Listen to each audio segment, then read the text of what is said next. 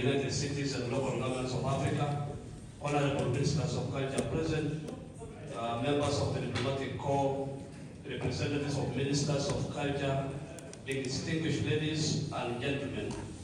My name is John Lotwa, the Principal Secretary of the State Department for Tourism, Kenya. I am hereby representing our Cabinet Secretary for Tourism, Wildlife and Culture, Honorable Penina Malonza, who was not able to come because of other official engagement.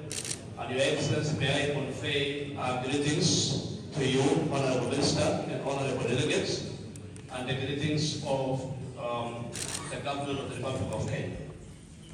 Honorable Ministers, may I also convey the message of the Minister that she is indeed expressing her happiness to join you this morning in this very important meeting to celebrate the International Day of Africa, but also to participate in the closing the Rabat African Capital of Culture.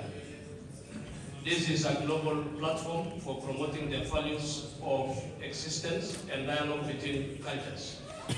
Additionally, this is also brings about the importance of culture in international diplomacy, tourism, trade, as attested by the huge number of people that visited Rabat in the last 2 years.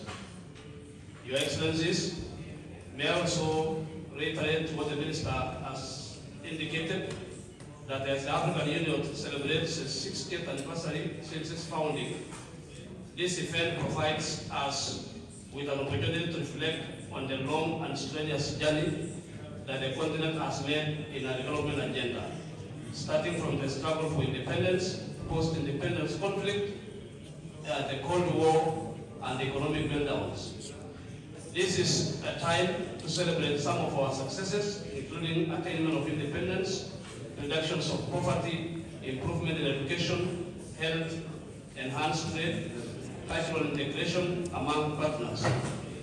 Honorable Ministers and all my honorable guests, the coming into force of the African Free Continental Trade Area in 2018, for example, is a major milestone that will enhance intra-African trade while enabling movement of people across and within the continent. Honorable Ministers, I also want to reiterate the position of Kenya that Africa's linguistic diversity is also our strength as Africa.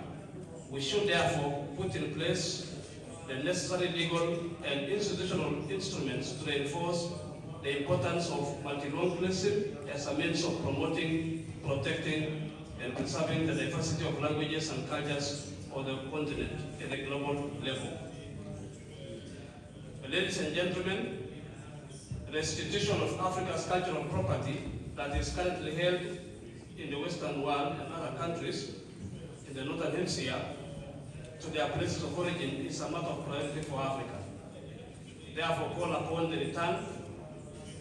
The return is fundamental to our spiritual, historical, cultural value, and therefore we call for their unconditional return. I wish to call upon the countries in Africa to intensify efforts towards restitution as part of the ongoing decolonization agenda. Ladies and gentlemen, as Africa presents a diversity of tourist offerings, including our valuable natural resources, beautiful beaches, landscape, and rich cultural heritage that must be sustainably managed to present the future generations, to the present and future generations. This presents a huge potential to diversify Africa to alternative forms of nature-based tourism and innovative products hitherto untapped, such as ecotourism, cultural tourism, youth and sports tourism, agro-tourism, and community-based tourism. Honorable Minister, as I conclude, it is also important for us to recognize that to be able to take advantage of the resources that we have as the African continent and the prosperity of the African nations, there is need for closer collaboration to be able to eliminate any barriers to the free movement among the African people. On our part as Kenya, we look forward towards deepening our relationship across Africa in the area of culture and in the general area of tourism. Allow me to state that Kenya and Morocco have over the years enjoyed very cordial tourism relations, as evidenced by the number of visits and tourism trade fairs and exhibitions. And this is not just the relationship between Morocco alone, but also among all the other African countries.